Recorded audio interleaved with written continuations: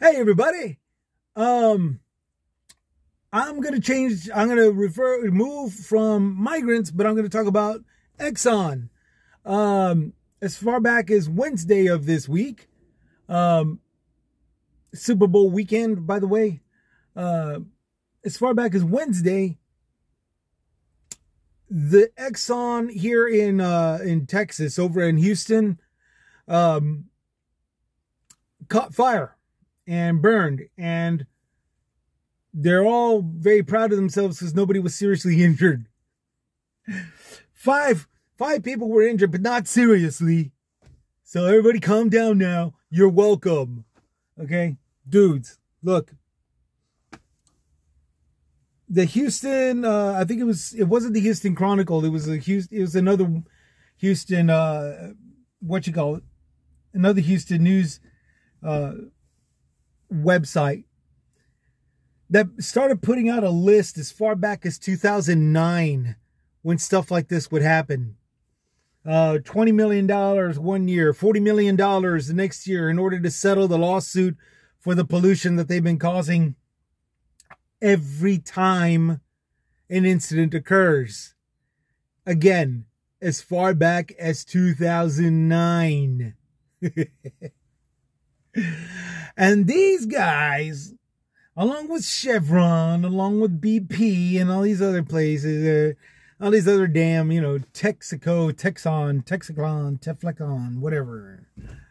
All these people want deregulations, and they want to keep it that way. Now, when you got companies that are burning, scorching, causing injuries and sometimes a death to their own employees or people in the surrounding neighborhood, I gotta be honest, this calls for regulations. This calls for government interference and heavy regulations. I don't give a damn how much they say, but if we're regulated, we'll never get the oil out there and you guys will be stuck without gas. I don't believe them. That threat was going on during Joe Biden's first couple of years, and first year, the 2021 and 22, where they started hiking the gas prices because they couldn't buy cheap oil from Russia.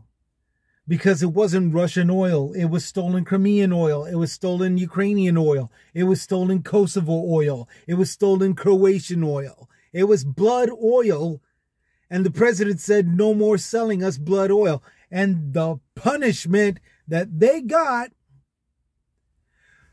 was us having to deal with gas gouging prices from the companies that didn't want to open up their refineries.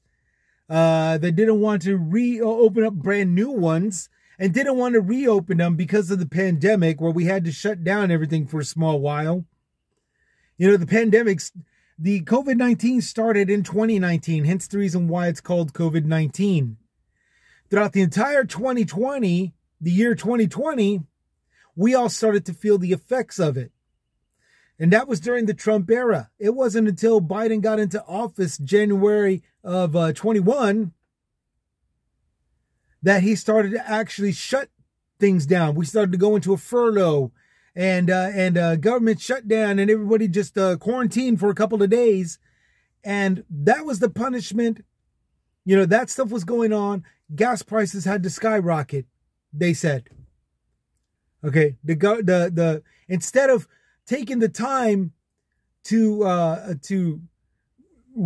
do a new refinery or upkeep the older ones, they closed down the refinery, sent all their employees home, and then when all of the sanctions were lifted, when all of the restrictions were lifted, none of those refineries were opened up. Exxon was one of those companies that didn't open up the refinery, that didn't reopen their refinery, much less create a new one, which is what they wanted to do before the pandemic even started. They got Trump's okay. They got Trump's okay to drill offshores as well. They got Trump's okay to go into reservations and wildlife preservations. They got all of the okays to do all that. And right when they're about to start working, we had to shut down because of this pandemic, which led to a herd immunity. And it worked for the most part. It just wasn't really official until a couple of years after, well, a year after, once the vaccinations actually started to being passed around. I got my vaccination, especially because of the job that I had. I was a rideshare driver. I drive for Uber. So I got hit 4 times by the COVID vaccination, by COVID, where I needed 4 times. I needed the COVID shots. So yeah, we got all of this stuff going on. The oil refineries weren't opening up. Biden was having to resort to reserves and finalizing deals with Russia, with pre-made deals that were still yet to finally do the payoff and the switch and all that good stuff. Okay, so he had to actually, lower his ego he had to deflate his ego a little bit, because we still had to do business with Russia on this one last deal that was supposed to be done before he became president, before he said no. Okay. And since then, we've been getting jerked around by these oil and fuel companies throughout the oil and fuel industry. Prices keep going up. They go down. They go up for a holiday. They stay up. They may go down, but they're not as down. They're not down as they were before the holiday. A lot of stuff like that. A bunch of crap like that. And now, we've got another $20 million that needs to be paid for a neighborhood because their refinery just outside of Houston, or actually it's on the outskirts of Houston, the city still has to suffer the pollution that the refinery is letting off because of the fire that got caught. Okay.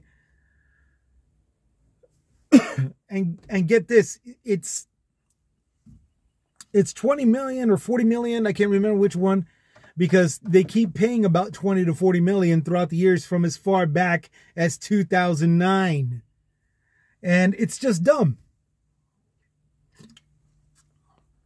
It's just dumb. Why are we putting up with this? Oh yeah, because the people in charge aren't doing anything about it. They're letting the company like Exxon create a lot of problems and then paying the fines and then going back to creating problems all over again for next year. I'm not sure if I could say next year, but at the same time, for the next incident. Nobody's really stopping the companies from operating in a safe manner, in a productive manner. And as sure as they're doing, as sure as they're doing like 80,000 job hires and then dropping 50,000 of them, through, high turnover rates, full well their company isn't even a secure one.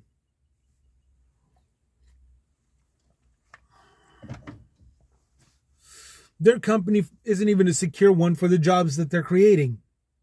They come out all the time in these commercials about how it's a great industry and that this industry is always moving up and creating new jobs and all that. They're telling you that. But what they're not telling you is that they're creating new jobs for less than a quarter of a year, and then they're releasing them. They're letting them go. So, you got to understand that, this is all part of the corruption and all part of greed, corporate greed.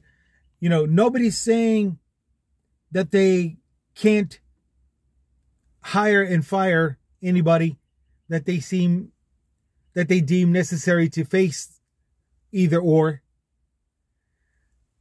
But what everybody is trying to say is what I've been saying for the past 2-3 years on this podcast. It's not right to hire and fire at the rate that they're doing. Well, they're doing it very inappropriately in the name of company greed, not in the name of good American economics. Because there's nothing good about hiring people, giving them these false hopes that they'll provide this, they'll provide that, and all this stuff, and then letting them go within a quarter of a year. It's just dumb. In or around a quarter of a year's time. It is just dumb. It's stupid. And it's wrong. It's very, very wrong. So, yeah, this incident, amongst a bunch of other incidents, amongst the quiet firing, quiet hiring, quiet quitting society that we live today, concerning businesses, as provided by the businesses, as created by businesses, because nobody's got the idea, I just want to work here for a couple of months and then go see what I can find somewhere else. I'm sure there's a couple of people like that. But the entire society as a whole, in a nation, nobody's thinking along those lines. No one. They all want security, job security. And they're all willing to go through all of this bullcrap just to find out after a quarter of a year or before a quarter of a year or right at a quarter of a year that they're expendable and they get released. That is wrong. That is wrong. That's company misappropriately using their powers and their privileges, and nowadays backed up by political law, to ruin everybody's lives, to ruin their own employees' lives by hiring them, keeping them just for a little bit, and then letting them go. That is wrong. So yeah, there's a huge need for regulations in the oil and fuel industry. And it's not just the employment, it's also the ecological damage that they're doing with these fires, and they're exploding all over the place, and leaks and spills and drill mishaps in the Gulf and all this good stuff. Look, guys, and they're fracking using our drinking water instead of any maybe, I don't know, recycled water, hell, black water. I'd be tolerated of a little bit of a smell if they were using black water instead of or gray water, recycled gray water. It just doesn't make any sense to tolerate this kind of bullcrap. It does call for regulations. It calls for regulations. The heavier the better. And it calls for these guys to, cut the crap. These companies to cut the crap.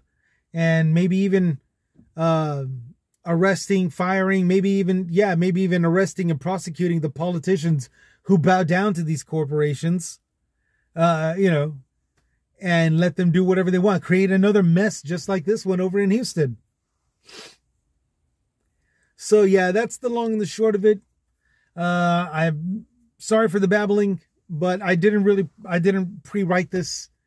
Again, I really just haven't had any time to do any kind of journalistic writing.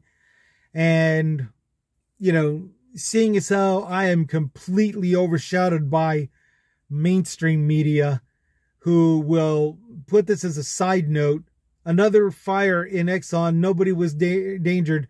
Let's go back to the crisis of the migrants at the border and all this stuff, the invasion. So somebody like me is completely overshadowed, but I got to vent all this out here to you guys and let you know, if you're thinking it, you're not alone. You're not alone. The mainstream media doesn't give a crap except it's for whatever ratings. You're right. And the oil and fuel industry needs to be heavily regulated for the crap that they're doing. You're right on that also. You're not alone in thinking these things. Okay? It's not crazy. You're not un-American. You're a good man. You're a good woman. You're a good person. You're a good he-she. Well, you're a good person, And I want you all to stay that way. Y'all take care. Thanks for hearing me out. This is Chris with Chris's Comments, signing out.